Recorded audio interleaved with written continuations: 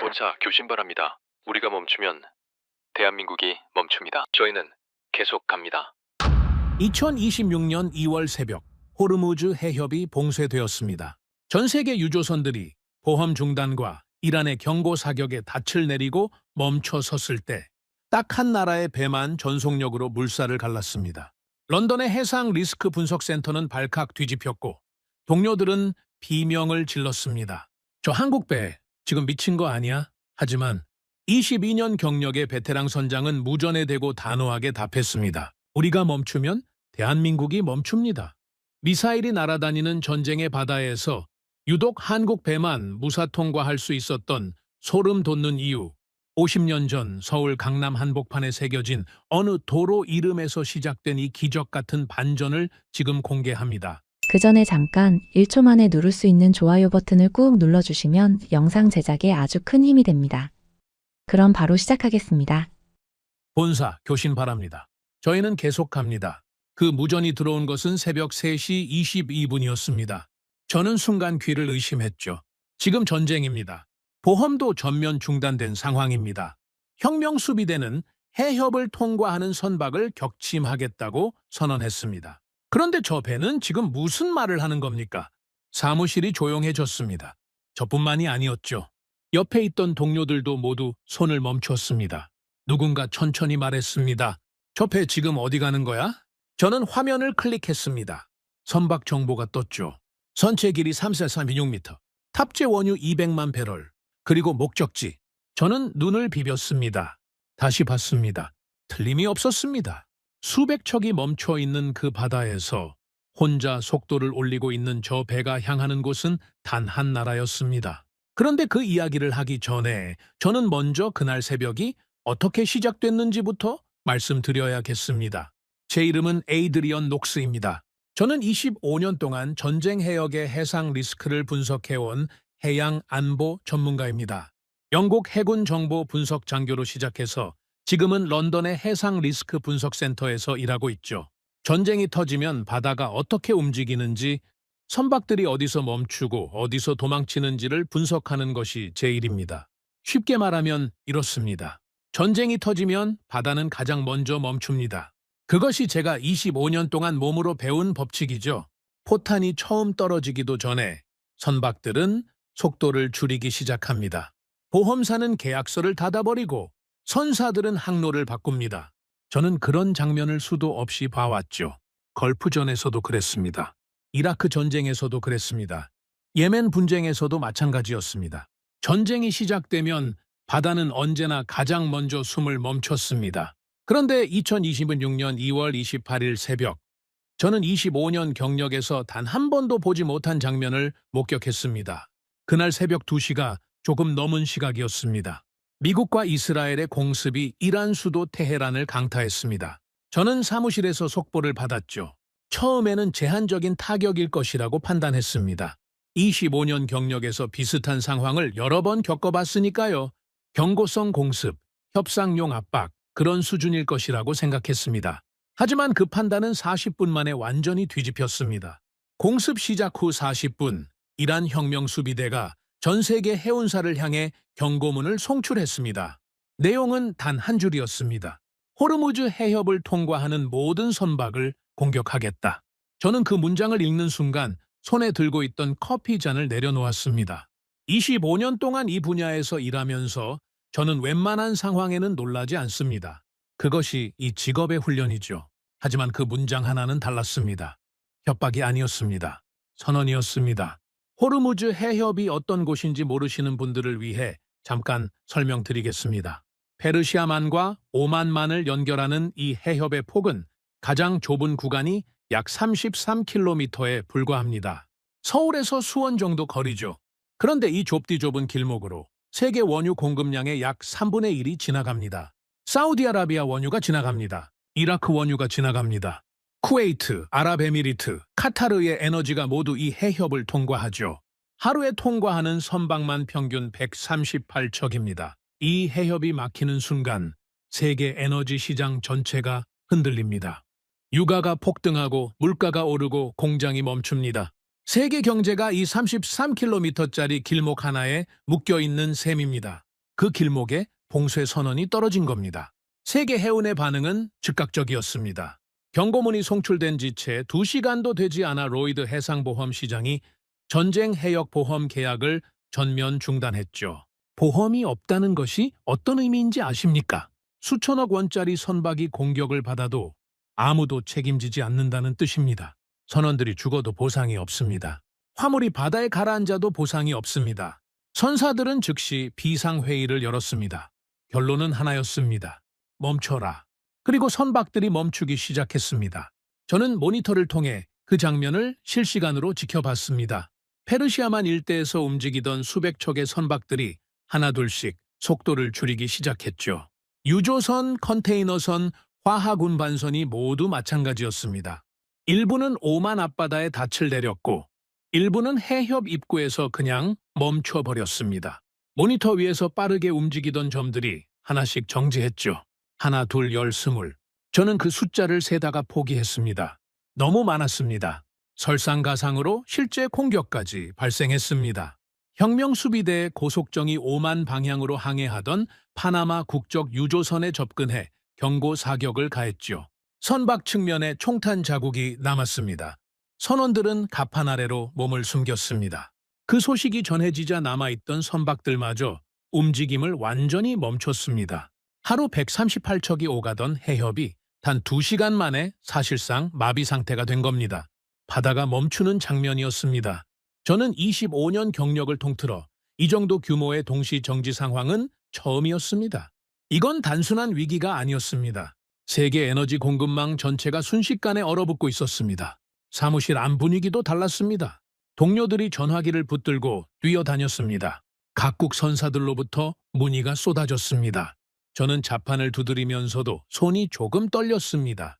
솔직히 말씀드리면요. 그때였습니다. 사무실 한쪽에 있던 동료가 갑자기 소리쳤습니다. 녹스, 이거 봐봐. 이게 맞아? 저는 그쪽으로 걸어갔습니다. 동료가 손가락으로 모니터 화면 한 곳을 가리키고 있었습니다. 저는 화면을 들여다봤습니다. 수백 개의 정지된 점들 사이에서 딱 하나의 점이 움직이고 있었습니다. 그것도 속도를 줄이는 것이 아니라 오히려 빠르게 나아가고 있었습니다. 저는 눈을 가늘게 뜨고 다시 확인했습니다. 움직이고 있었습니다. 분명히 움직이고 있었습니다. 그리고 바로 그 순간이었습니다. 본사, 교신 바랍니다. 저희는 계속합니다. 그 무전 소리가 사무실에 다시 울려 퍼진 것은요.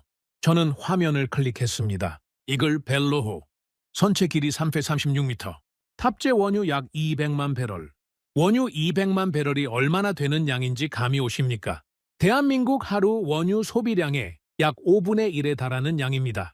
그 어마어마한 짐을 싣고 이 배가 움직이고 있었습니다.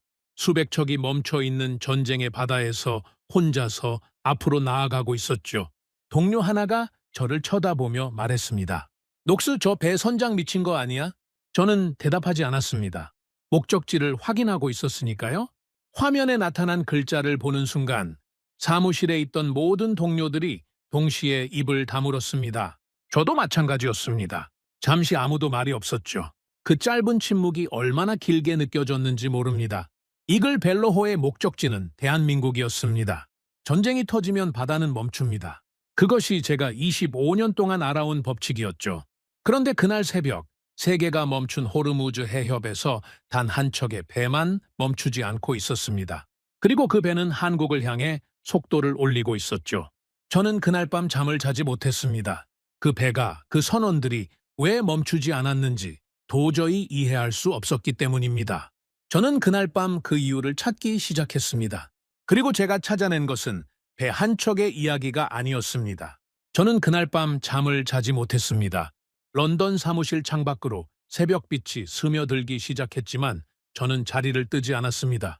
모니터 위에는 이글 벨로호의 항적 데이터가 가득했죠. 저는 그 데이터를 몇 번이나 다시 들여다봤습니다. 혹시 시스템 오류가 아닐까 하는 생각도 했습니다.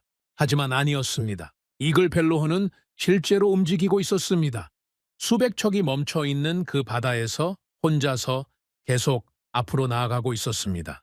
저는 커피를 한 잔 더 따랐습니다. 그리고 생각했습니다. 이건 단순한 무모함이 아닙니다. 25년 동안 해상 리스크를 분석해온 사람으로서 저는 무모한 선장과 계산된 선장을 구분할 줄 압니다.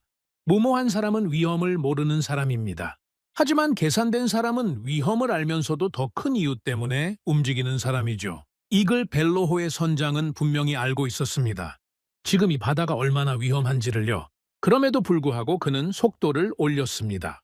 왜입니까? 저는 그 질문을 붙들고 조사를 시작했습니다. 먼저 이글 벨로호의 선적을 확인했습니다. 선박 등록 국가는 마샬 제도였습니다. 하지만 운항사는 달랐습니다. 저는 운항사 정보를 클릭했습니다. 한국 해운사였습니다. 저는 그 순간부터 한국 해운의 역사를 파고들기 시작했습니다.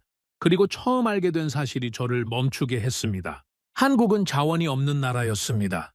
이것이 어떤 의미인지 정확히 이해하시려면 숫자를 보셔야 합니다. 한국은 원유의 95% 이상을 수입합니다. 천연가스의 상당 부분도 수입에 의존하죠. 철광석, 석탄, 구리, 알루미늄 원료까지 대부분 해외에서 들여옵니다. 그런데 이 나라는 세계 10위권 제조업 강국입니다. 반도체를 만들고 자동차를 만들고 선박을 만들고 철강을 만들죠. 자원은 없는데 세계 최고 수준의 제조업을 운영하고 있는 겁니다. 저는 그 구조를 이해하는 순간 등골이 서늘해졌습니다. 이 말은 곧 무엇을 뜻하는 겁니까? 바다가 막히는 순간 이 나라는 멈춥니다. 원유가 끊기면 정유 공장이 멈추고 정유 공장이 멈추면 연료가 끊기고 연료가 끊기면 공장이 멈춥니다. 철광석이 끊기면 제철소가 멈추고 제철소가 멈추면 자동차 공장이 멈추고 자동차 공장이 멈추면 수출이 끊깁니다. 하나가 멈추면 전부가 멈추는 구조였습니다. 그것도 매우 빠르게요. 저는 영국에서 태어났습니다. 영국은 북해 유전이 있습니다. 노르웨이산 천연가스도 들어옵니다. 위기 상황에서 버틸 수 있는 자체 에너지원이 있죠. 미국은 말할 것도 없습니다. 셰일가스 혁명 이후 사실상 에너지 자립을 이뤘습니다. 하지만 한국은 달랐습니다. 이 나라는 처음부터 끝까지 바다에 의존하는 구조를 갖고 있었습니다. 그래서 저는 생각했습니다. 한국 선원들이 멈추지 않는 이유가 단순한 용기가 아닐 수 있겠다고요. 저는 계속 자료를 뒤졌습니다.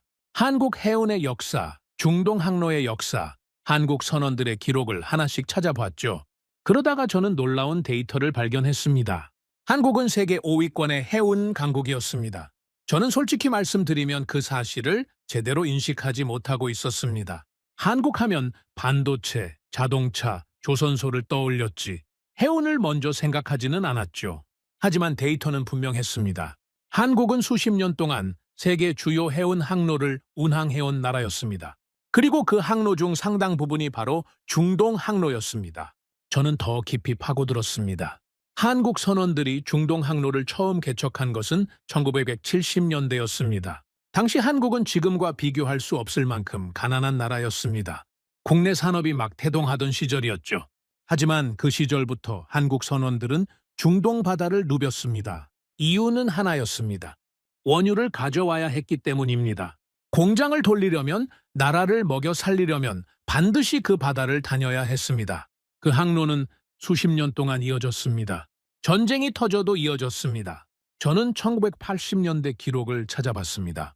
이란 이라크 전쟁 당시의 기록이었죠. 그 전쟁은 단순한 지상전이 아니었습니다. 바다로도 번졌습니다. 이란과 이라크는 서로의 석유 수출을 막기 위해 페르시아만을 항해하는 유조선을 공격하기 시작했죠. 역사는 이것을 탱커 전쟁이라고 부릅니다. 1984년부터 1988년까지 페르시아만에서는 500척이 넘는 선박이 공격을 받았습니다. 미사일이 날아들었고 기로회가 터졌고 선원들이 죽었습니다. 저는 그 기록 속에서 한국 선박을 찾았습니다. 있었습니다. 그 전쟁의 바다에서도 한국 선박들은 항해를 멈추지 않았습니다.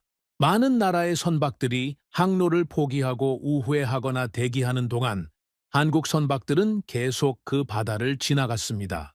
저는 당시 선원들의 증언을 찾아봤습니다. 한 노인 선원의 인터뷰가 눈에 들어왔습니다. 그는 이렇게 말했습니다. 무서웠습니다. 밤마다 바다 저편에서 불꽃이 올랐습니다. 어디선가 배가 타고 있다는 뜻이었죠. 하지만 우리는 계속 갔습니다. 우리가 가져가지 않으면 집에 있는 공장이 멈추니까요. 저는 그 문장을 읽고 잠시 멈췄습니다. 우리가 가져가지 않으면 집에 있는 공장이 멈추니까요.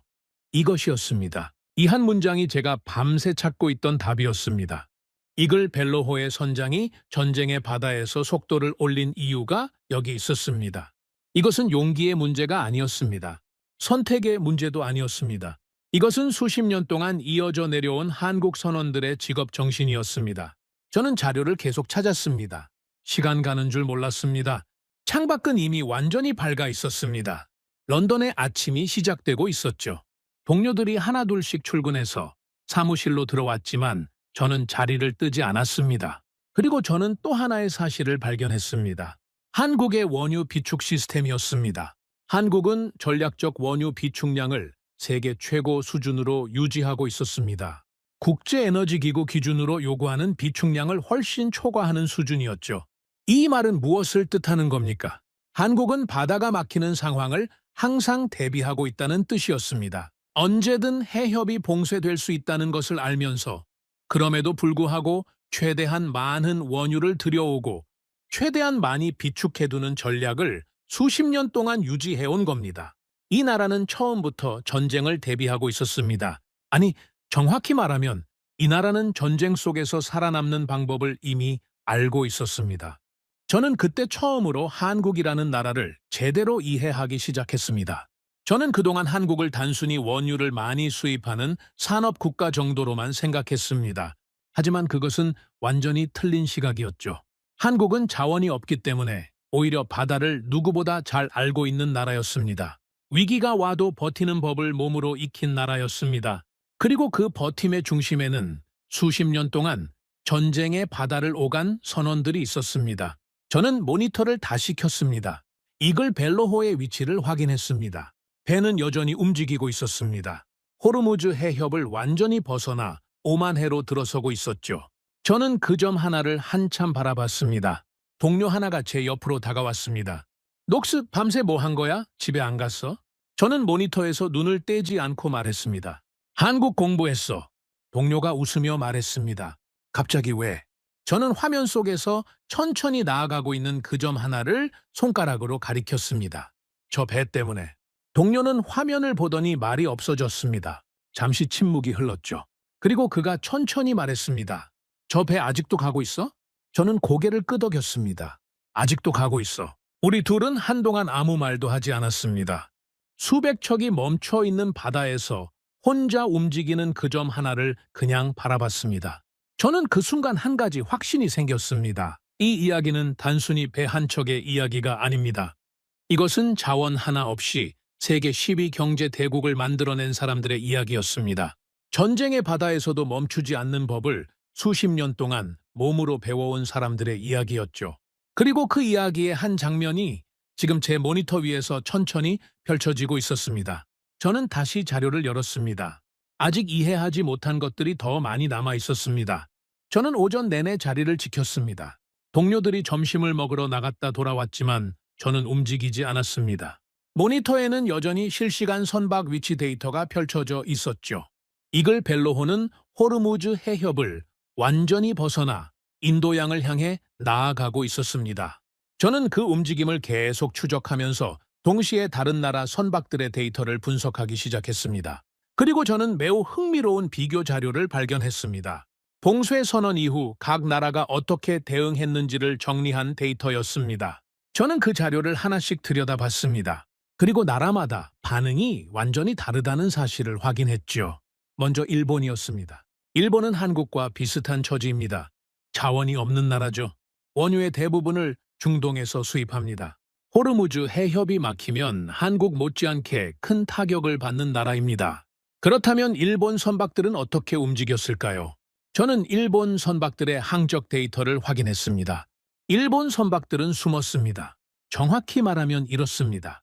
혁명수비대 봉쇄 선언이 나온 직후 호르무즈 해협 인근에 있던 일본 국적 혹은 일본 선사 운항 선박들이 일제히 자동 선박 식별 장치를 껐습니다. 이 장치는 선박의 위치, 속도, 목적지를 실시간으로 송출하는 시스템입니다. 이것을 끄면 레이더에서 사라지죠. 말 그대로 바다 위에서 투명해지는 겁니다. 일본의 전략은 철저히 존재를 지우는 것이었습니다. 장치를 끄고 속도를 최저로 줄이고 최대한 이란 군사시설에서 먼 쪽 항로를 택했습니다. 그렇게 해협 통과에 걸린 시간이 평균 46시간이었습니다. 정상적으로라면 10시간이면 충분한 거리였죠. 4배 이상의 시간이 걸린 겁니다. 그것도 몇 척만 그런 것이 아니었습니다. 일본 선사들이 운항하는 선박 대부분이 같은 방식을 택했습니다. 저는 그 데이터를 보면서 생각했습니다. 이것은 영리한 선택입니다. 최대한 주목받지 않으면서 최대한 조용히, 최대한 느리게 통과하는 전략이죠. 하지만 이 전략에 전제가 있습니다. 어느 정도의 시간이 있어야 한다는 겁니다. 느리게 가더라도 결국 통과할 수 있다는 전제가 있어야 합니다. 그리고 그 전략은 분명히 일본이 수십 년 동안 중동 해역에서 갈고 닦은 방식이었습니다. 다음은 중국이었습니다. 중국의 대응 방식은 일본과도 한국과도 완전히 달랐습니다. 저는 중국 선박들의 데이터를 확인하다가 무언가 이상하다는 것을 느꼈습니다. 중국 국적 선박들이 봉쇄 선언 직후부터 거의 움직임이 없었습니다. 대기 상태였죠. 그런데 단순히 멈춰 있는 것이 아니었습니다. 뭔가를 기다리는 것처럼 보였습니다. 저는 그 이유를 찾아봤습니다. 중국은 외교 채널을 가동했습니다. 봉쇄 선언이 나온 지 몇 시간도 되지 않아 중국 외교부는 이란 측과 직통 라인을 열었습니다. 중국과 이란은 2021년에 25년짜리 포괄적 협력 협정을 맺은 사이였죠. 경제협력, 군사협력, 에너지협력을 망라하는 대규모 협정이었습니다. 이란 입장에서 중국은 미국 제재 속에서도 원유를 사줬던 가장 중요한 고객이었습니다. 그 관계를 중국이 활용한 겁니다. 중국의 메시지는 명확했습니다. 우리 배는 건드리지 마라. 그리고 이란은 그 메시지를 받아들였습니다. 중국 국적 선박에 대해서는 사실상 묵시적 통과 허용이 이루어졌습니다. 중국 선박들이 다시 움직이기 시작한 것은 봉쇄 선언 후 11일이 지난 시점이었습니다. 11일 동안 외교 협상을 통해 안전을 확보한 뒤에 움직인 겁니다. 저는 그 대응 방식을 보면서 고개를 끄덕였습니다. 이것도 영리한 선택이었습니다. 힘을 가진 나라가 할 수 있는 방식이죠. 외교적 레버리지를 활용해서 위험을 제거한 뒤에 움직이는 겁니다. 중국은 이란에게 없어서는 안 될 경제적 파트너였습니다. 그 위치를 10분 활용한 거죠. 그렇다면 다른 나라들은 어땠습니까? 유럽 선박들은 대부분 항로를 완전히 바꿨습니다. 호르무즈 해협을 포기하고 아프리카 대륙을 돌아가는 희망봉 항로를 택했습니다. 거리는 훨씬 늘어났습니다. 시간도 훨씬 걸렸습니다. 비용도 몇 배로 불어났죠. 하지만 위험을 완전히 피할 수 있었습니다. 인도 선박들도 비슷했습니다. 일부는 희망봉으로 돌아갔고 일부는 오만 앞바다에서 대기하며 상황을 지켜봤습니다. 인도 정부는 공식적으로 자국 선원들의 안전을 최우선으로 고려하겠다고 발표했습니다. 저는 그 데이터들을 모두 정리하면서 표 하나를 만들었습니다. 일본, 숨는다. 존재를 지우고 느리게 통과한다. 중국, 협상한다. 외교적 레버리지로 안전을 확보한다. 유럽, 돌아간다. 위험 해역을 완전히 피한다. 인도, 기다린다. 상황이 안정될 때까지 대기한다. 그리고 한국, 저는 표의 마지막 줄을 채우다가 잠시 멈췄습니다. 한국은 어떻게 분류해야 합니까? 숨지 않았습니다. 협상하지 않았습니다. 돌아가지 않았습니다. 기다리지도 않았습니다. 그냥 갔습니다.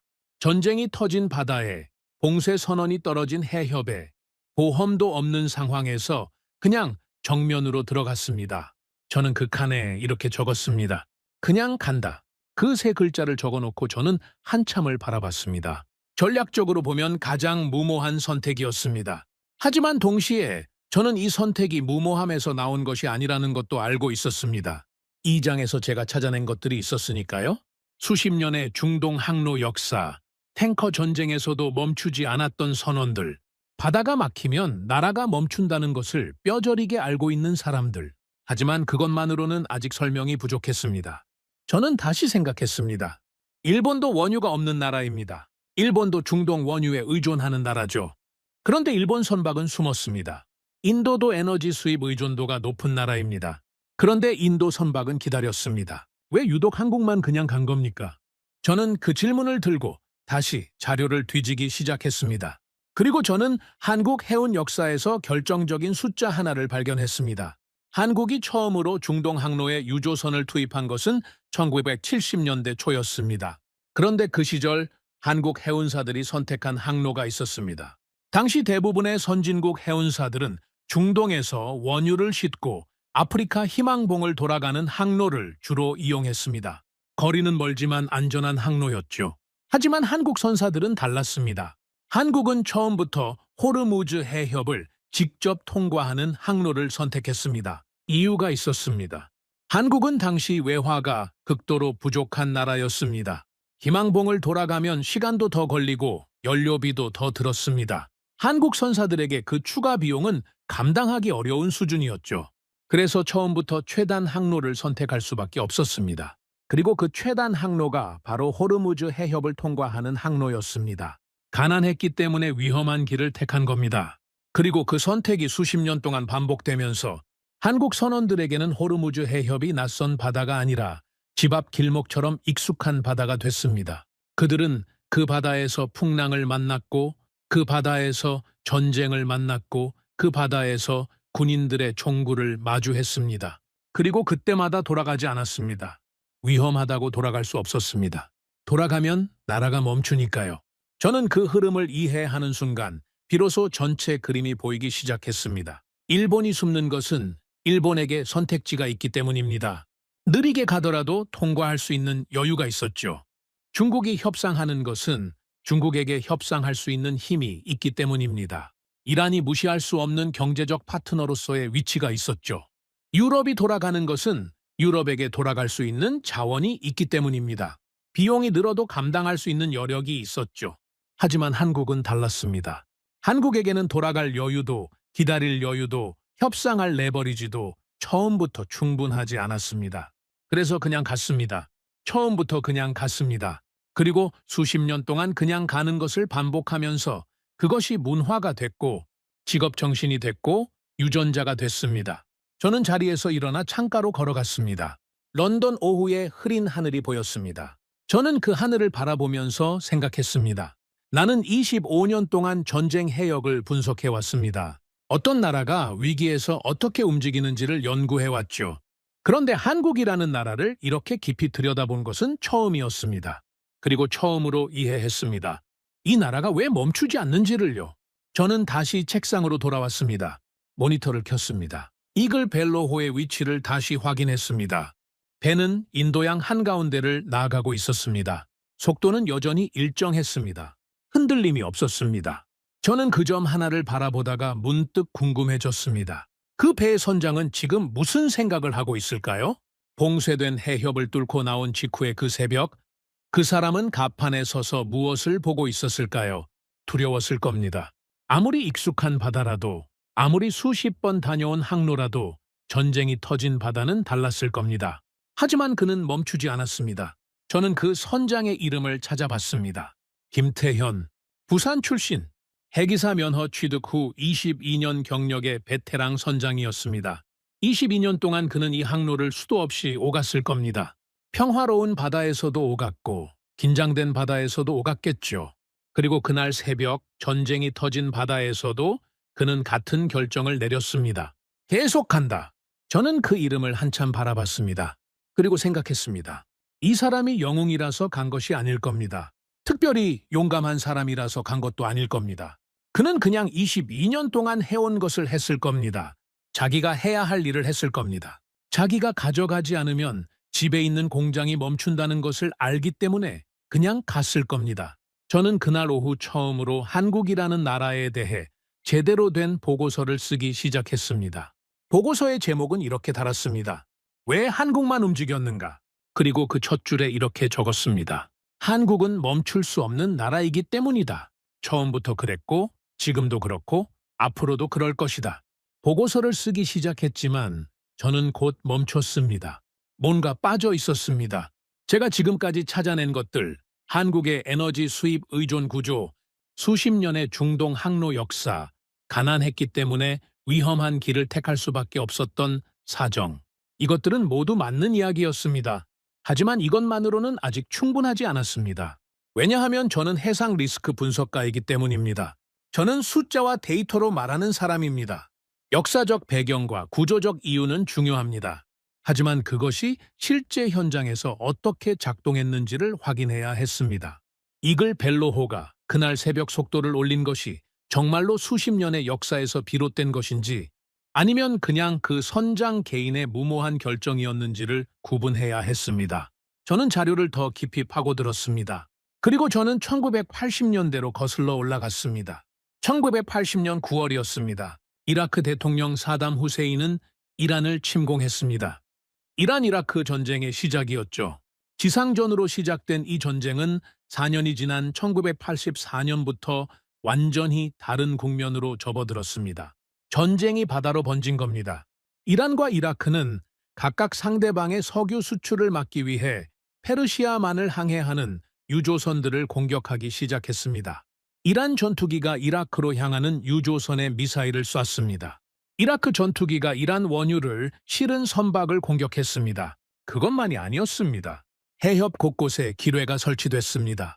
밤이 되면 바다 위에서 폭발음이 들렸습니다. 어딘가에서 배가 타고 있다는 신호였죠. 역사는 이것을 탱커 전쟁이라고 부릅니다. 1984년부터 1988년까지 약 4년 동안 페르시아만에서 공격받은 선박은 500척이 넘었습니다. 사망한 선원은 수백 명이었습니다. 세계 해운사들은 공포에 떨었죠. 많은 나라의 선사들이 페르시아만 항로를 포기했습니다. 보험료는 치솟았고 일부 보험사들은 아예 이 해역 보험 계약 자체를 거부했습니다. 바다가 전쟁터로 변한 겁니다. 저는 그 시기 각국 선박들의 움직임 데이터를 찾아봤습니다. 탱커 전쟁이 본격화된 1984년부터 1985년 사이 페르시아만 항로를 이탈한 선박 비율이 급격히 늘어났습니다. 많은 나라 선사들이 희망봉 우호의 항로로 전환했습니다. 거리는 2배 이상 늘어났지만 전쟁의 바다를 피할 수 있었으니까요. 저는 한국 선박 데이터를 찾았습니다. 한국 선박들은 페르시아만 항로를 이탈하지 않았습니다. 저는 그 데이터를 보고 잠시 멈췄습니다. 다시 확인했습니다. 틀림이 없었습니다. 탱커 전쟁이 한창이던 시기에도 한국 유조선들은 호르무즈 해협을 통과해서 페르시아만으로 들어갔습니다. 공격받은 사례도 있었습니다. 한국 선박이 이란 전투기의 공격을 받아 선체에 피해를 입은 기록도 있었죠. 선원이 부상을 입은 사례도 있었습니다. 그럼에도 한국 선박들은 계속 그 바다를 항해했습니다.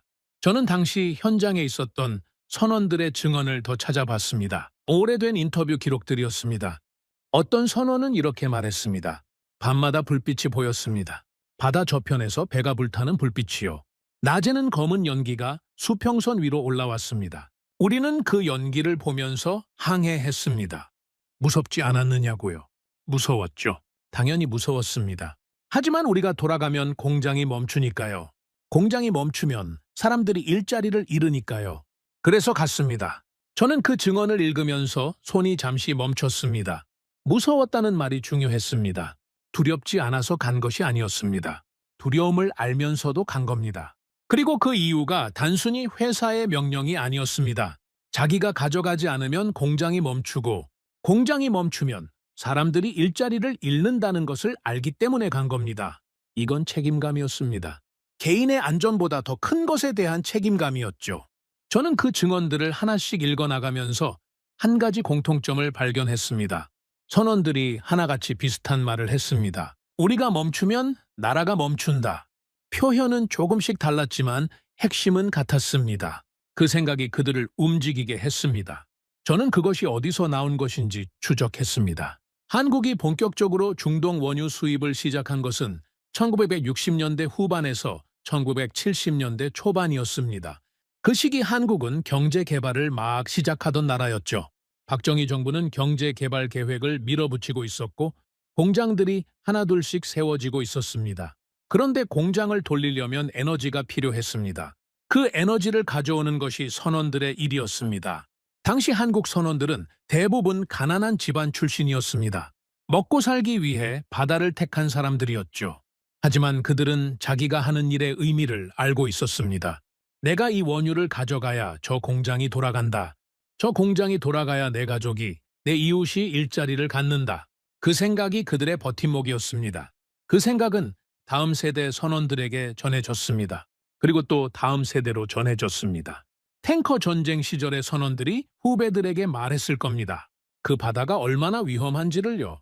배가 불타는 것을 봤다고, 폭발음을 들었다고. 그래도 갔다고. 왜 갔느냐고. 우리가 멈추면 나라가 멈추니까 갔다고.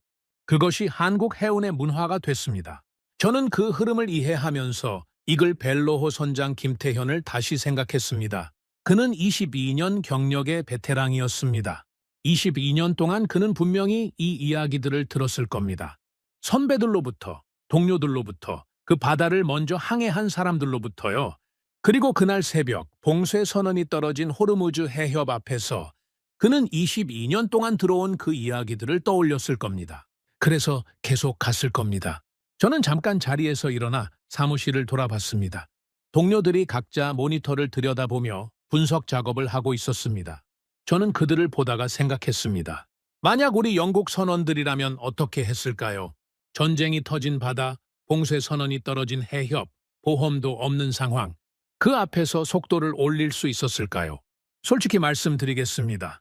저는 자신이 없었습니다. 영국에는 북해 유전이 있습니다. 에너지 위기가 와도 버틸 수 있는 자체 자원이 있죠. 그래서 영국 선원들에게 중동 항로는 중요한 항로이지만 없어서는 안 될 유일한 생명줄은 아닙니다.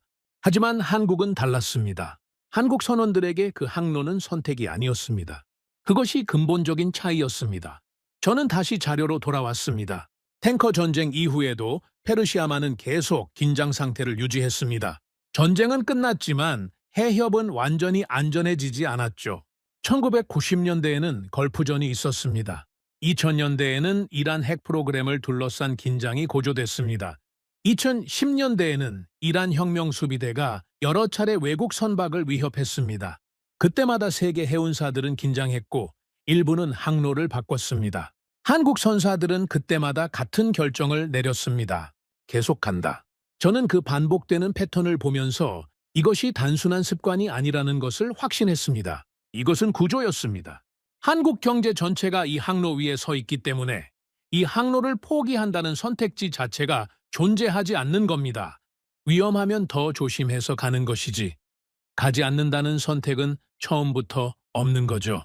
그 구조가 선원들의 정신에 새겨진 겁니다.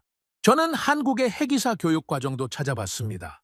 한국해양대학교와 목포해양대학교, 이 두 학교가 한국 선원들을 길러내는 핵심 기관이었습니다. 저는 이 학교들의 교육 과정과 관련된 자료들을 살펴봤죠. 그리고 흥미로운 사실을 발견했습니다.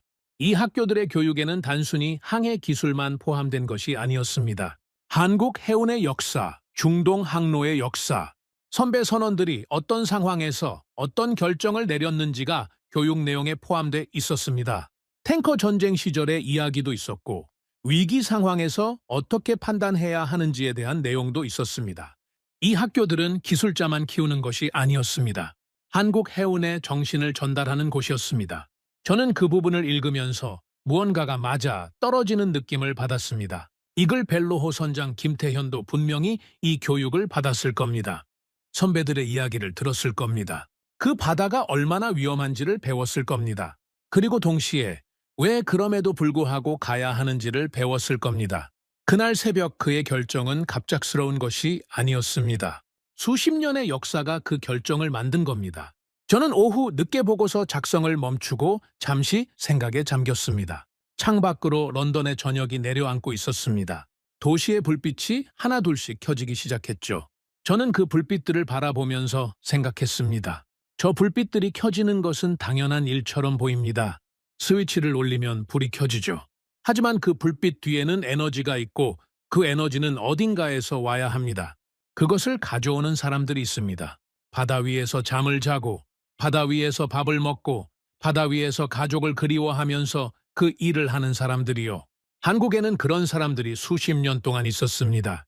전쟁이 터져도, 봉쇄 선언이 내려져도, 보험이 끊겨도 그들은 멈추지 않았습니다.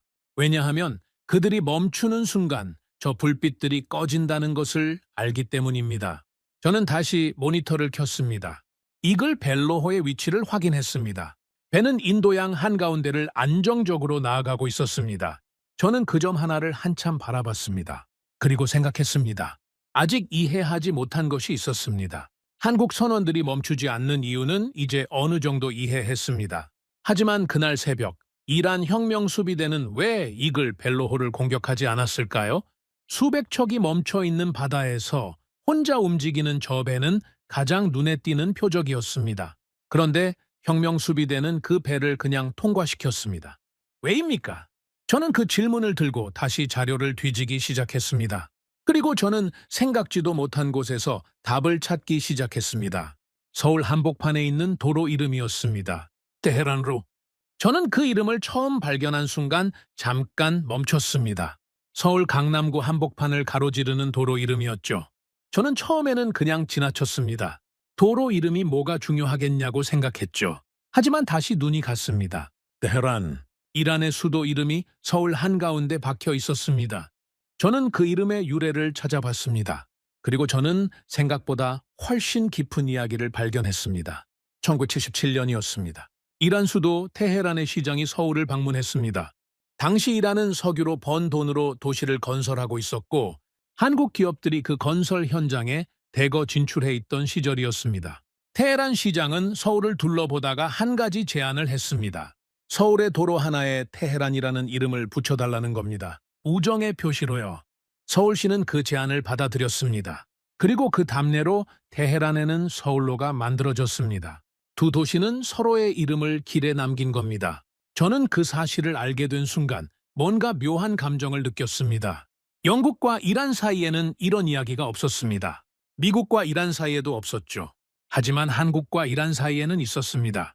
서울 한복판에 테헤란이라는 이름이 새겨져 있고 테헤란 한복판에 서울이라는 이름이 새겨져 있었습니다. 저는 더 깊이 파고들었습니다. 한국과 이란의 관계는 그 도로 이름보다 훨씬 오래됐습니다. 두 나라가 본격적으로 가까워지기 시작한 것은 1960년대 후반이었습니다. 당시 이란은 팔라비 왕조 시절이었습니다. 석유 수입으로 막대한 부를 쌓은 이란은 근대화 프로젝트를 추진하고 있었죠. 도로를 놓고 항구를 만들고 발전소를 세우고 도시를 건설했습니다.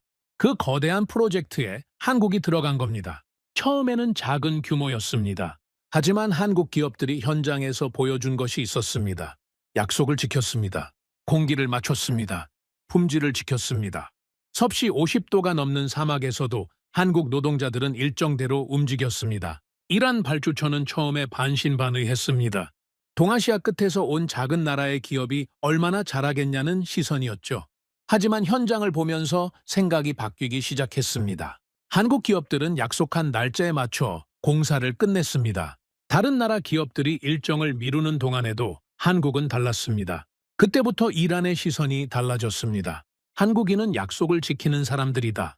그 인식이 이란 사람들 사이에 퍼지기 시작했습니다. 저는 그 시기 중동 건설 현장에 대한 자료들을 더 찾아봤습니다. 현대건설, 삼성물산, 대림산업, 동아건설, 한국의 대형 건설사들이 이란과 이라크, 사우디아라비아, 쿠웨이트 등 중동 전역에 걸쳐 수십 개의 대형 프로젝트를 수행했습니다. 항만, 도로, 발전소, 정유시설, 아파트 단지. 그 규모가 상상을 초월했습니다. 특히 이란에서 한국 기업들의 활약은 두드러졌습니다. 저는 당시 이란 현장에서 일했던 한국 노동자들의 기록을 찾아봤습니다. 그들 중 많은 수가 가난한 집안 출신이었습니다. 국내에서는 마땅한 일자리가 없어서 중동으로 간 사람들이었죠. 낯선 땅, 낯선 언어, 낯선 음식. 하지만 그들은 그 환경에서도 일을 했습니다. 가족들에게 돈을 보내기 위해서, 그리고 나라를 먹여 살리기 위해서요. 그 사람들이 이란 사람들과 함께 일했습니다. 같은 현장에서 함께 땀을 흘렸습니다. 언어는 달랐지만 일하는 자세는 통했습니다. 이란 노동자들은 한국 노동자들의 성실함을 봤습니다. 한국 관리자들의 꼼꼼함을 봤습니다. 그리고 한국 기업들의 약속 이행을 봤습니다. 그 경험이 사람과 사람 사이에 신뢰를 만들었습니다. 1979년 이란 혁명이 일어났습니다. 팔라비 왕조가 무너지고 호메이니가 이끄는 이슬람 공화국이 수립됐습니다. 서방 국가들은 이란과의 관계를 끊기 시작했습니다. 미국은 당요했습니다. 영국과의 관계도 악화됐죠. 많은 나라 기업들이 이란 시장에서 철수했습니다. 한국은 달랐습니다. 혁명 이후에도 한국 기업들은 이란과의 관계를 유지했습니다. 진행 중이던 건설 프로젝트를 중단하지 않았습니다. 이란 원유 수입도 계속했습니다. 서방의 눈치를 보면서 관계를 끊는 대신 한국은 조용히 그 관계를 이어갔습니다. 이란은 그것을 기억했습니다. 저는 그 부분을 읽으면서 퍼즐 조각이 맞춰지는 느낌을 받았습니다. 이란 혁명수비대가 그날 새벽 이글 벨로호를 공격하지 않은 이유가 여기에 있을 수 있겠다는 생각이 들었습니다. 단순히 표적을 놓친 것이 아니었습니다. 알면서도 보내준 것일 수 있었습니다. 저는 계속 자료를 찾았습니다. 이란과 한국의 관계는 1980년대 이란-이라크 전쟁 중에도 이어졌습니다. 국제사회가 이란에 제재를 가하는 동안에도 한국은 인도주의적 물자 공급 등을 통해 관계를 유지했습니다. 전쟁이 끝난 후 이란이 전후 복구를 시작했을 때도 한국 기업들이 다시 들어갔습니다. 그리고 2010년대 서방의 이란 제재가 본격화됐을 때도 한국은 균형을 유지하려 했습니다. 미국의 압박을 받으면서도 이란과의 경제 관계를 완전히 끊지 않으려 했죠. 그 과정이 순탄하지만은 않았습니다. 미국과의 관계 때문에 한국이 이란 원유 수입을 줄여야 했던 시기도 있었습니다. 하지만 그럼에도 한국은 이란과의 관계 자체를 포기하지 않았습니다. 이란은 그것도 기억하고 있었습니다. 저는 잠깐 자리에서 일어나 커피를 한 잔 따랐습니다. 그리고 생각했습니다. 외교라는 것이 참 묘합니다. 조약서에 서명하고 공식 선언을 발표한다고 해서 신뢰가 생기는 것이 아닙니다. 신뢰는 오랜 시간 동안 작은 약속들이 지켜지면서 쌓이는 겁니다. 어려운 상황에서도 관계를 유지하려는 노력이 쌓이면서 만들어지는 거죠. 한국과 이란 사이에는 그런 신뢰가 있었습니다. 50년에 걸쳐 쌓인 신뢰였습니다. 저는 다시 자리에 앉아 자료를 더 찾았습니다. 그리고 2021년 사건을 다시 들여다봤습니다. 한국화학운반선 한국케미호가 이란 혁명수비대에 납포된 사건이었죠. 저는 앞서 이 사건을 간략히 살펴봤지만 이번에는 더 깊이 들어갔습니다.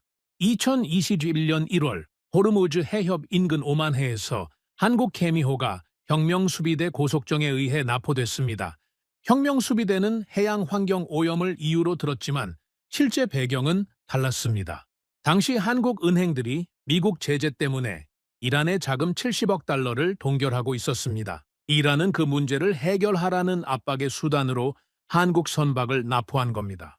선원 수비 명이 억류됐습니다. 총을 든 혁명수비대 군인들이 선박에 올라탔습니다. 선원들은 무기 앞에 서야 했습니다. 그리고 그 상태로 95일을 버텨야 했습니다. 저는 그 95일의 기록을 찾아봤습니다. 선원들의 상황은 열악했습니다. 배 안에 갇혀 있었고 가족들과의 연락도 제한됐습니다. 불안과 공포가 매일 이어졌죠. 하지만 놀라운 것은 한국 정부의 대응이었습니다. 한국은 즉각적인 군사적 대응 대신 외교 협상을 선택했습니다. 이란 측과 끈질기게 대화했습니다. 동결된 자금 문제를 해결하기 위한 방안을 논의했습니다. 결국 95일 만에 선원들은 풀려났습니다. 저는 그 협상 과정에서 한 가지 중요한 사실을 발견했습니다. 이란이 한국과 협상 테이블에 앉은 것 자체가 의미 있었습니다. 이란은 미국과는 협상하지 않습니다. 영국과도 쉽게 협상하지 않죠.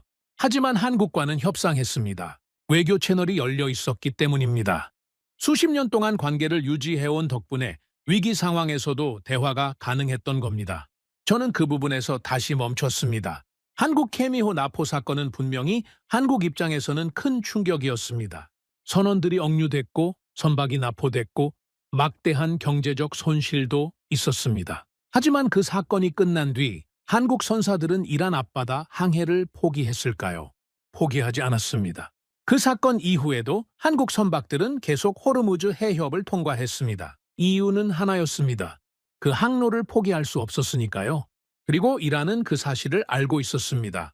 한국이 제재 압박에도 자신들과 관계를 유지하려 했다는 것을, 위기 상황에서도 군사적 대응 대신 대화를 선택했다는 것을, 그리고 사건 이후에도 항로를 포기하지 않았다는 것을요. 그것이 신뢰였습니다. 단순히 이익 때문이 아니었습니다. 50년 동안 사막에서 함께 땀을 흘린 사람들의 기억이 있었습니다. 서로의 이름을 길에 새긴 두 도시의 인연이 있었습니다. 어려운 상황에서도 관계를 끊지 않으려 했던 노력이 있었습니다. 그 모든 것이 2026년 2월 28일 새벽 그 해협 위에서 작동하고 있었던 겁니다. 저는 보고서에 새로운 항목을 추가했습니다. 왜 이란은 이글 벨로호를 공격하지 않았는가? 그 답은 군사적 계산이 아니었습니다. 레이더 오작동이 아니었습니다. 단순한 실수가 아니었습니다. 50년의 신뢰였습니다. 저는 모니터를 다시 켰습니다. 이글 벨로호의 위치를 확인했습니다. 배는 인도양을 지나 말라카 해협 방향으로 나아가고 있었습니다. 목적지인 한국을 향해 꾸준히 나아가고 있었죠. 저는 그 점 하나를 한참 바라봤습니다. 그리고 생각했습니다. 이 배가 그냥 통과할 수 있었던 것은 그 배 혼자의 힘이 아니었습니다. 그 배 뒤에는 수십 년 동안 사막에서 땀을 흘린 건설 노동자들이 있었습니다. 약속을 지키며 공사를 마친 기술자들이 있었습니다. 어려운 상황에서도 외교 채널을 유지한 사람들이 있었습니다. 납포를 당하고도 항로를 포기하지 않은 선원들이 있었습니다. 그 모든 사람들이 그 배의 통로를 만들어 놓은 겁니다. 저는 창밖을 바라봤습니다. 런던의 밤이 내려앉고 있었습니다. 도시의 불빛이 가득했죠. 저는 그 불빛들을 바라보면서 생각했습니다. 신뢰라는 것은 필요할 때 갑자기 만들어지지 않습니다. 평화로운 시절에 조금씩, 아주 조금씩 쌓이는 겁니다. 그리고 전쟁이 터지고 해협이 봉쇄되고 세상이 멈추는 그 순간에 비로소 그 가치가 드러납니다. 한국은 그것을 알고 있었습니다. 아니, 정확히 말하면 한국은 그것을 살아왔습니다. 저는 아직 이 이야기의 끝에 닿지 못했다는 것을 알고 있었습니다. 이글 벨로호가 한국에 도착하면 그 원유는 어디로 가는 겁니까? 그 원유가 한국 경제에서 어떤 역할을 하는 겁니까? 그리고 만약 그 배가 오지 못했다면 한국은 어떻게 됐을까요? 저는 그 질문들을 들고 다시 자료를 열었습니다. 밤이 깊어가고 있었습니다. 저는 밤새 자료를 뒤졌습니다. 어느새 런던 사무실 창밖으로 새벽빛이 스며들기 시작했습니다. 저는 커피를 몇 잔째 마시고 있었는지도 몰랐습니다. 모니터에는 이글 벨로호의 항적 데이터와 한국 에너지 수급 자료들이 가득 펼쳐져 있었죠. 저는 그 자료들을 들여다보면서 5장에서 제가 스스로에게 던진 질문들을 다시 떠올렸습니다. 이글 벨로호가 한국에 도착하면 그 원유는 어디로 가는 겁니까? 그 원유가 한국 경제에서 어떤 역할을 하는 겁니까? 그리고 만약 그 배가 오지 못했다면 한국은 어떻게 됐을까요?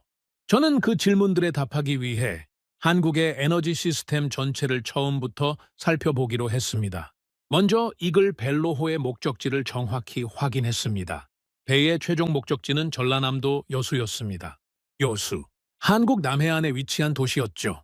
저는 여수라는 도시를 검색했습니다. 그리고 그 도시가 단순한 항구 도시가 아니라는 것을 곧 알게 됐습니다. 여수는 한국 최대의 석유화학 단지가 있는 곳이었습니다. 저는 그 규모를 보면서 잠깐 멈췄습니다. 여수 국가산업단지는 단순한 정규시설이 아니었습니다. 정유공장, 석유화학공장, 에너지 저장시설들이 거대하게 집적된 복합산업 단지였습니다. 한국 전체 석유화학 생산량의 상당 부분이 이곳에서 나왔습니다. 이글 벨로호가 실어온 원유 200만 배럴은 바로 이 단지로 들어가는 겁니다. 저는 그 원유가 여수에 도착한 이후의 경로를 추적했습니다. 원유가 정유공장에 들어가면 분리 과정이 시작됩니다. 휘발유, 경유, 항공유, 등유, 중유, 나프타로 나뉘어지죠. 이 과정에서 나오는 나프타는 석유화학 공장으로 들어갑니다.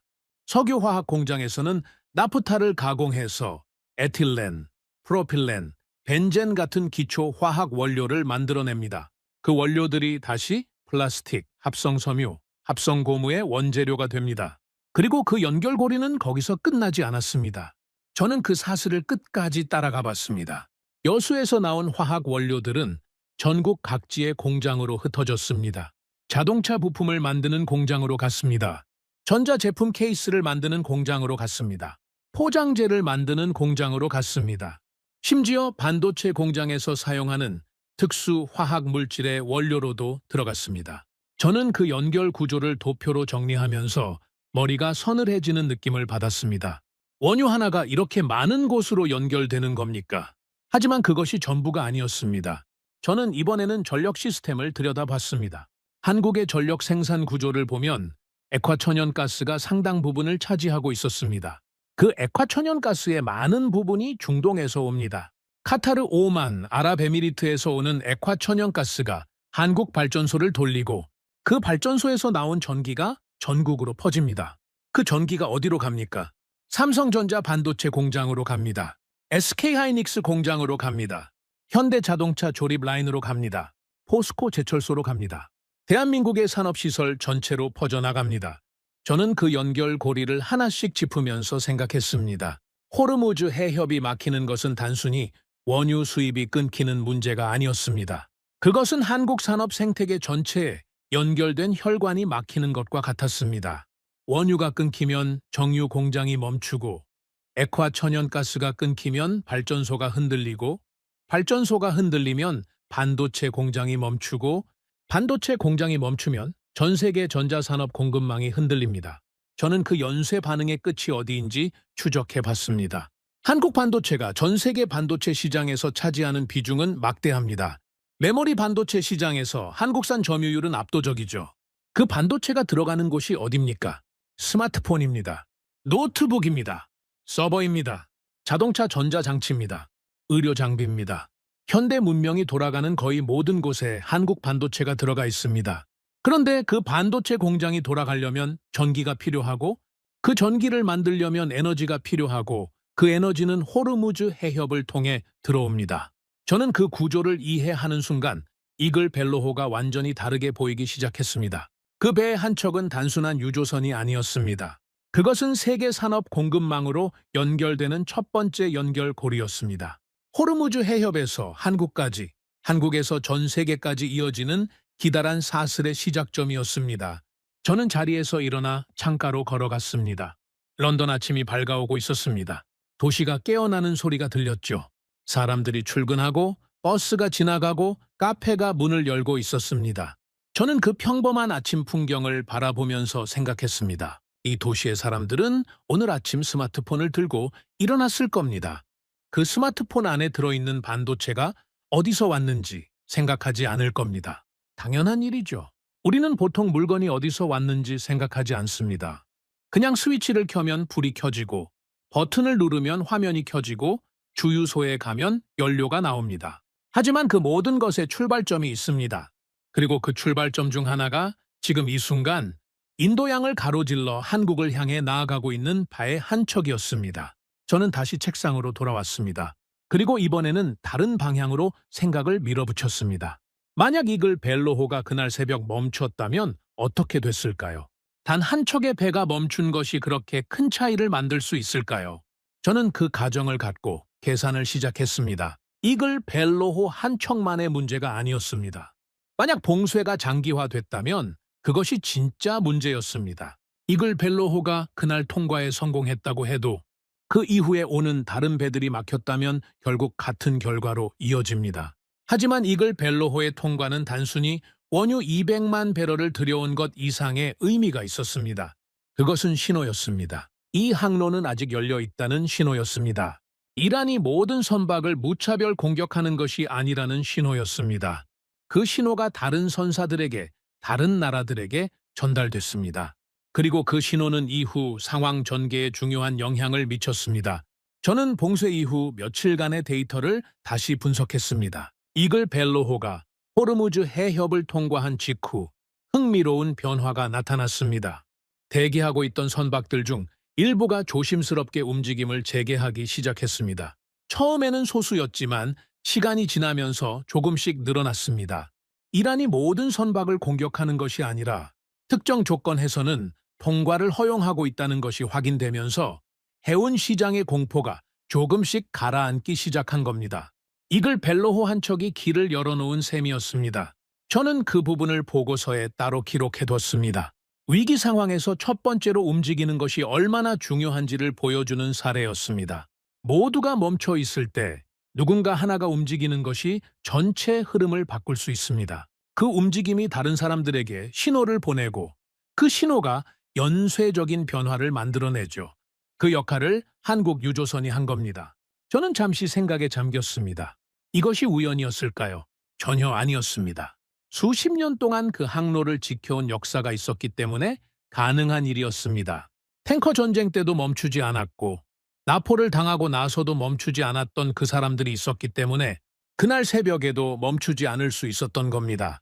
저는 이번에는 한국의 원유 비축 시스템을 더 깊이 들여다봤습니다. 한국은 국제에너지기구 회원국 중에서도 원유 비축량이 높은 편에 속합니다. 국제에너지기구는 회원국들에게 최소 90일치 석유 소비량을 비축하도록 권고하고 있습니다. 한국은 그 기준을 상당히 초과하는 수준의 비축량을 유지하고 있었습니다. 저는 그 숫자를 보면서 다시 한번 한국이라는 나라의 구조를 이해했습니다. 한국은 공격받을 수 있다는 것을 알고 있었습니다. 해협이 막힐 수 있다는 것을 알고 있었습니다. 그래서 평상시에 최대한 비축해두는 전략을 수십 년 동안 유지해온 겁니다. 위기가 닥쳤을 때 버틸 수 있는 시간을 미리 만들어 놓은 거죠. 이것은 공포에서 나온 전략이 아니었습니다. 경험에서 나온 지혜였습니다. 저는 그 지혜가 어디서 왔는지 생각해 봤습니다. 탱커 전쟁이 있었습니다. 걸프전이 있었습니다. 이란 핵 위기가 있었습니다. 예멘 내전으로 인한 해협 긴장이 있었습니다. 한국은 수십 년 동안 이런 위기들을 반복적으로 겪으면서 교훈을 쌓아왔습니다. 그리고 그 교훈을 정책에 반영했습니다. 멈추지 않는다. 동시에 멈춰도 버틸 준비를 한다. 이 두 가지가 동시에 작동하는 시스템이었습니다. 저는 보고서에 그 내용을 정리했습니다. 그리고 한 가지 더 추가했습니다. 한국은 단순히 원유를 수입하는 나라가 아니었습니다. 한국은 세계 최고 수준의 정유 능력을 가진 나라였습니다. 한국의 정유 능력은 세계 상위권이었습니다. 국내에서 소비하는 양보다 훨씬 많은 원유를 정제해서 그 일부를 다시 수출하는 구조였죠. 원유를 사서 정제하고 더 비싼 정제품으로 팔아서 이윤을 남기는 겁니다. 자원이 없으니 기술로 값어치를 올리는 전략이었습니다. 저는 그 구조가 매우 인상적이었습니다. 자원이 없다는 것을 약점으로만 받아들이지 않았습니다. 오히려 그것을 기회로 바꿨습니다. 원유를 가공하는 기술을 발전시키고 그 기술로 더 많은 가치를 만들어내는 방향으로 갔습니다. 한국의 정유 산업이 세계적인 수준에 오른 것은 우연이 아니었습니다. 자원이 없었기 때문에 그 기술이 절박했고 그 절박함이 경쟁력을 만든 겁니다. 저는 문득 이런 생각이 들었습니다. 한국이 세계 최고 수준의 조선 강국이 된 것도 같은 이유가 아닐까요? 바다에 의존할 수밖에 없는 나라이기 때문에 배를 만드는 기술을 누구보다 절실하게 발전시켰을 겁니다. 반도체 강국이 된 것도 마찬가지 아닐까요? 자원이 없으니 두뇌로 먹고 살 수밖에 없었고 그 절박함이 세계 최고 수준의 기술력을 만들어냈을 겁니다. 없기 때문에 더 강해진 나라. 저는 그 생각을 보고서 한쪽에 적어뒀습니다. 오후가 되면서 사무실에는 새로운 소식들이 들어오기 시작했습니다. 봉쇄 이후 며칠이 지나면서 국제사회의 외교적 움직임이 본격화되고 있었습니다. 미국이 항모 전단을 호르무즈 해협 인근으로 이동시켰다는 소식이 들어왔습니다. 유럽 국가들이 공동성명을 발표했다는 소식도 있었죠. 이란과의 물밑 협상이 시작됐다는 이야기도 들렸습니다. 세계가 움직이기 시작하고 있었습니다. 하지만 저는 그 뉴스들보다 모니터 한쪽 구석에서 꾸준히 움직이고 있는 점 하나에 더 집중하고 있었습니다. 이글 벨로호. 배는 말라카 해협을 통과해서 남중국해로 들어서고 있었습니다. 목적지 여수까지 이제 며칠이 남지 않았습니다. 저는 그 배가 여수 항에 닿는 순간을 상상해봤습니다. 선원들이 밧줄을 내리고 크레인이 움직이고 파이프라인을 통해 원유가 흘러나가는 장면을요. 그 원유가 정유 공장으로 들어가고 정제되고 전국으로 흩어지는 장면을요. 그 연료가 자동차에 들어가고 전기를 만들고 공장을 돌리는 장면을요. 그리고 그 공장에서 만들어진 반도체가 스마트폰에 들어가고 그 스마트폰이 세계 어딘가에 사람 손에 들어가는 장면을요. 저는 그 기다란 사슬의 시작점이 그날 새벽 호르무즈 해협이었다는 것을 생각했습니다. 그 시작점을 만들어낸 것이 선장 김태현이었고 그 배에 이름 없는 선원들이었고 수십 년 동안 그 바다를 오간 모든 한국 선원들이었다는 것을 생각했습니다. 저는 보고서의 한 페이지를 더 넘겼습니다. 아직 다 쓰지 못한 이야기가 남아 있었습니다. 이글 벨로호가 무사히 통과한 것은 분명히 한국과 이란 사이의 50년 신뢰 덕분이기도 했습니다. 하지만 저는 거기서 한 가지 더 궁금한 것이 생겼습니다. 그 신뢰가 앞으로도 계속 유지될 수 있을까요?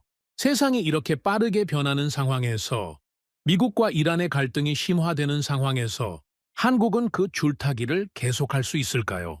저는 그 질문을 갖고 다시 자료를 열었습니다. 밖에서는 런던의 오후가 천천히 저물어가고 있었습니다. 그 질문은 쉽게 답이 나오지 않았습니다. 세상이 이렇게 빠르게 변하는 상황에서 미국과 이란의 갈등이 심화되는 상황에서 한국은 그 줄타기를 계속할 수 있을까요? 저는 그 질문을 들고 한참을 앉아 있었습니다. 런던 사무실 창밖으로 가로등이 하나둘 켜지기 시작했습니다.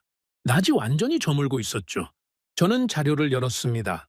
그리고 저는 한국이 지금까지 이 줄타기를 어떻게 해왔는지를 처음부터 다시 추적했습니다. 한국의 상황은 처음부터 불리했습니다. 한국은 미국의 동맹국입니다. 한반도에는 미군이 주둔해 있습니다. 한미 상호 방위 조약이 있고 한미 연합 훈련이 정기적으로 이루어집니다. 미국이 이란에 제재를 가하면 한국은 그 압박을 정면으로 받을 수밖에 없는 구조입니다. 미국 입장에서 이란과 가까운 동맹국은 불편한 존재이죠. 그런데 동시에 한국은 이란의 원유가 필요합니다. 이란은 한국에게 주요 원유 공급국 중 하나였습니다. 이란산 원유는 가격 경쟁력도 있었고 한국 정유 공장에 맞는 품질이기도 했죠. 한국 입장에서 이란과의 관계는 경제적으로 포기하기 어려운 관계였습니다. 미국의 동맹이면서 이란의 주요 교역국, 이 두 가지가 충돌하는 순간이 반드시 올 수밖에 없었습니다. 그 순간이 왔습니다. 2010년대 들어 미국이 이란 핵 프로그램을 이유로 강도 높은 제재를 부과하기 시작했습니다. 이란산 원유 수입을 줄이라는 압박이 한국에도 들어왔습니다. 미국 재무부는 한국 금융기관들에게 이란과의 거래를 제한하도록 요구했습니다. 그 결과 한국 은행들은 이란 관련 거래에서 발을 빼기 시작했습니다. 그리고 돈이 묶였습니다. 이란이 한국에 원유를 팔고 받아야 할 돈이 한국 은행들에 묶여버린 겁니다. 미국 제재 때문에 그 돈을 이란으로 송금하는 것 자체가 불가능해진 거죠. 그 금액이 얼마였는지 아십니까? 약 70억 달러였습니다. 저는 그 숫자를 보면서 잠깐 멈췄습니다. 우리 돈으로 환산하면 수조 원에 달하는 금액이었습니다. 이란이 원유를 팔고 받아야 할 돈이 한국 은행에 묶여 있었습니다. 이란 입장에서 이것은 단순한 금융 문제가 아니었습니다. 자국의 돈이 남의 나라 은행에 발이 묶인 겁니다. 그것도 미국의 압박 때문에요. 이란이 분노한 것은 당연한 일이었습니다. 저는 이란의 반응을 찾아봤습니다. 이란 정부는 공개적으로 한국을 비판했습니다. 미국 눈치만 보는 나라라는 말도 나왔죠. 수십 년 동안 관계를 유지해왔는데 결국 미국 압박 앞에 무릎을 꿇었다는 비판이었습니다.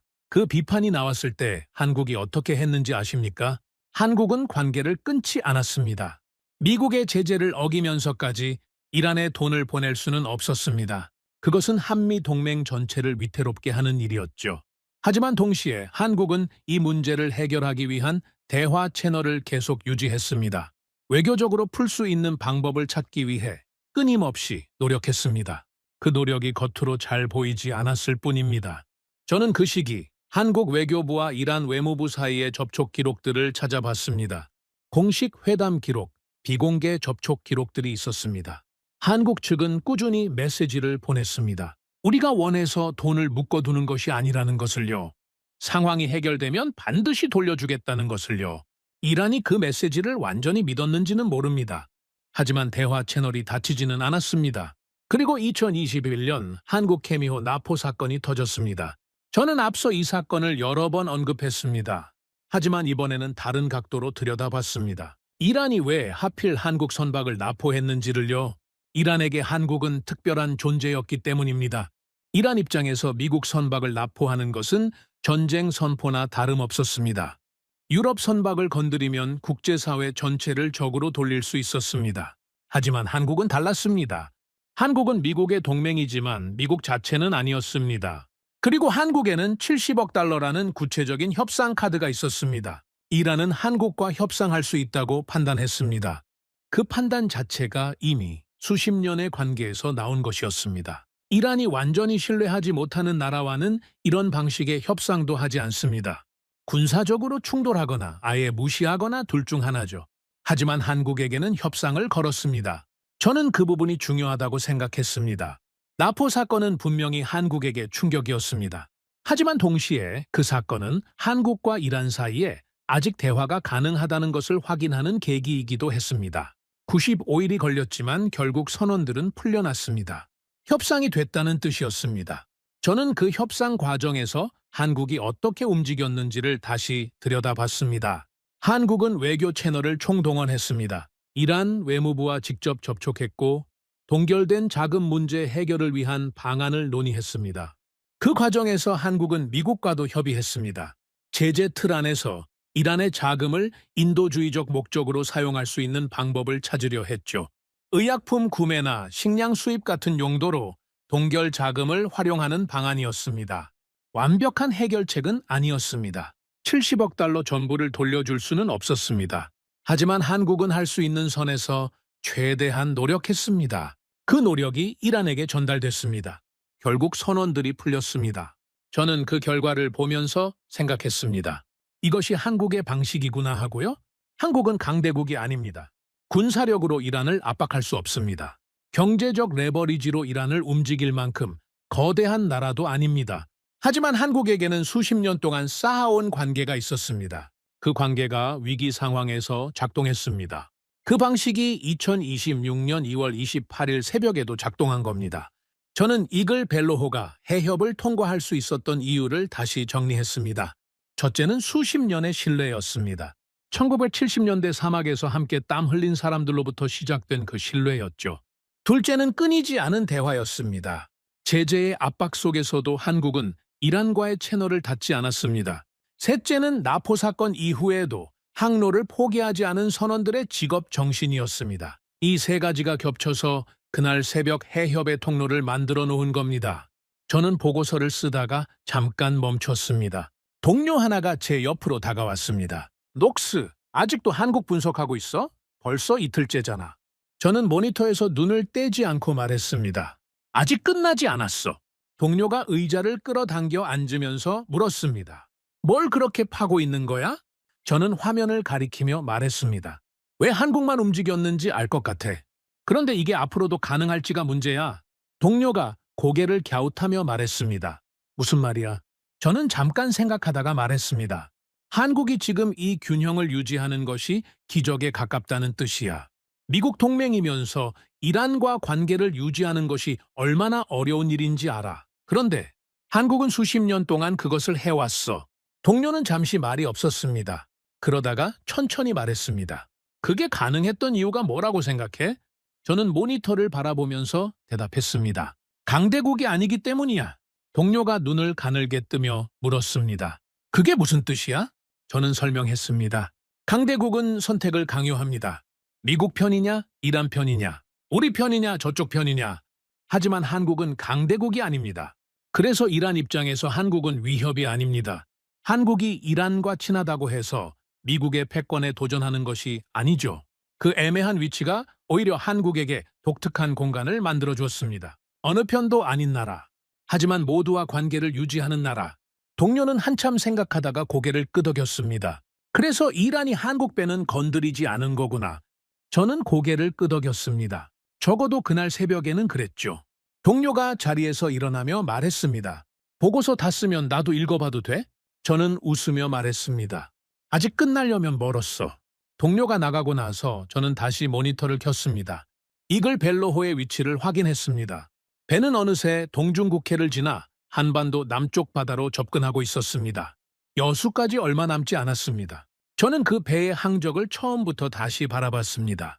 호르무즈 해협에서 출발해 오만해를 건너고 인도양을 가로질러 말라카 해협을 통과하고 남중국해를 지나 지금 여기까지 왔습니다. 수천 킬로미터를 달려온 겁니다.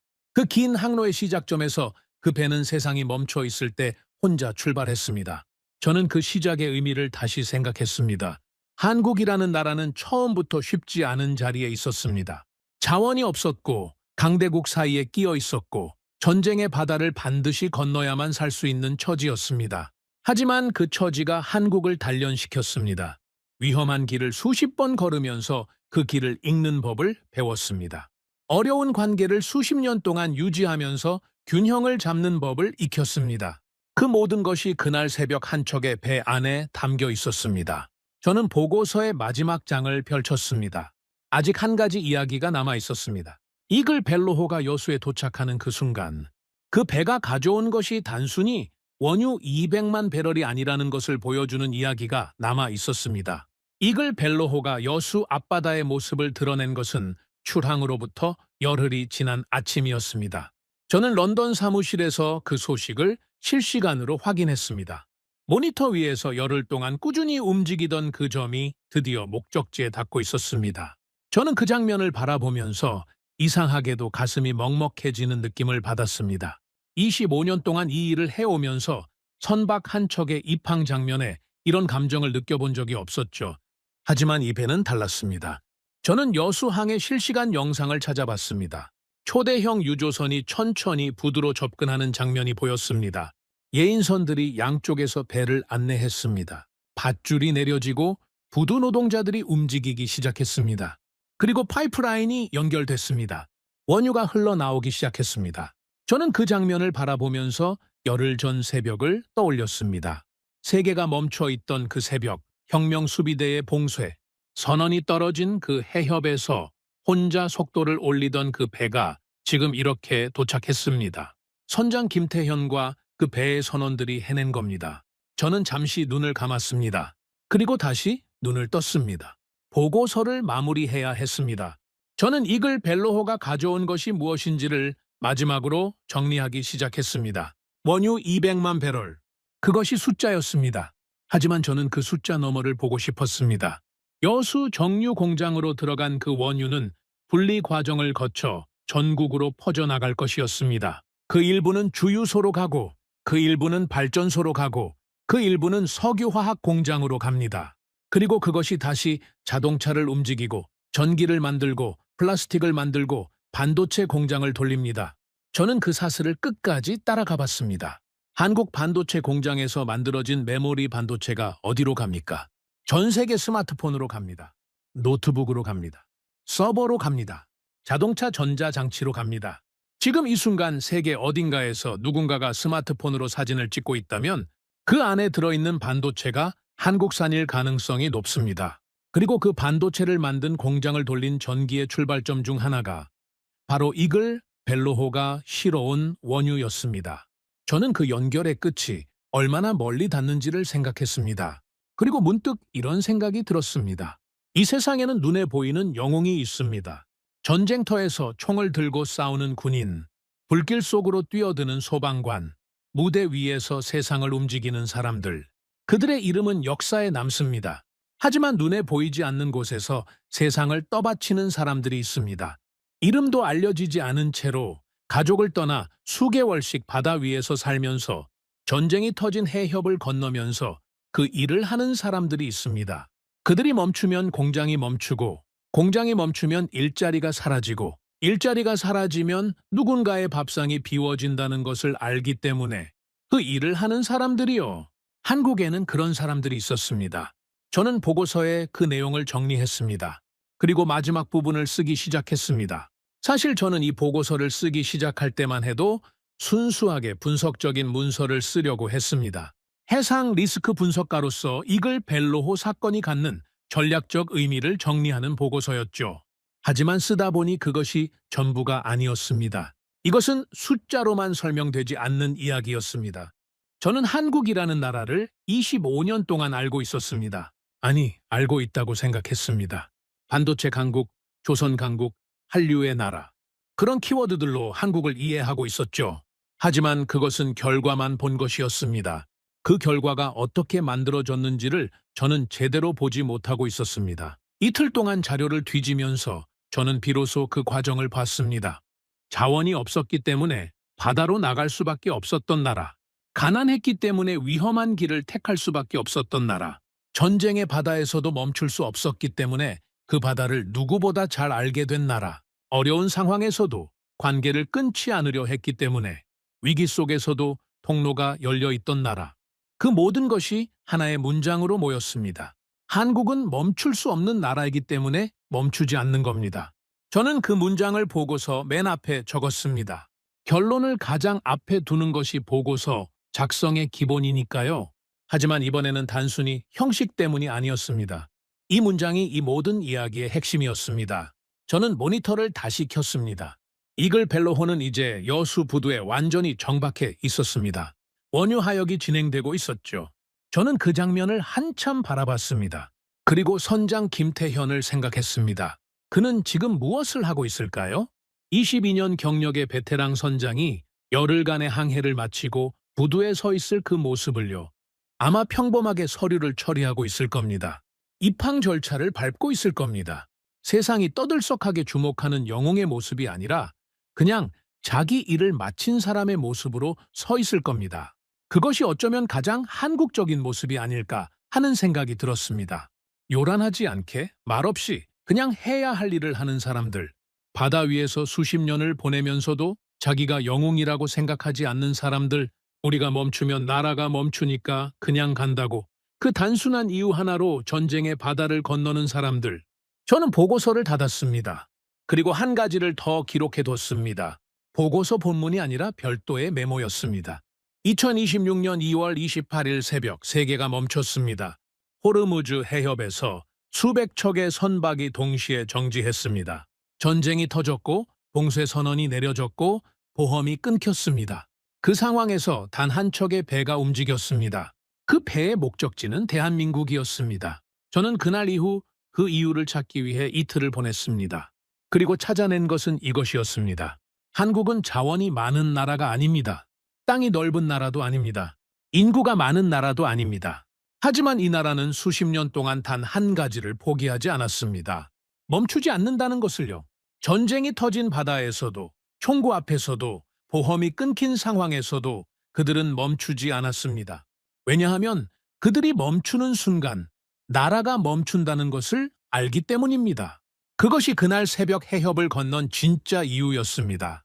저는 그 메모를 저장했습니다. 창밖으로 런던의 아침이 다시 시작되고 있었습니다. 사람들이 출근하고 버스가 지나가고 카페가 문을 열었습니다. 세상은 평범하게 돌아가고 있었습니다.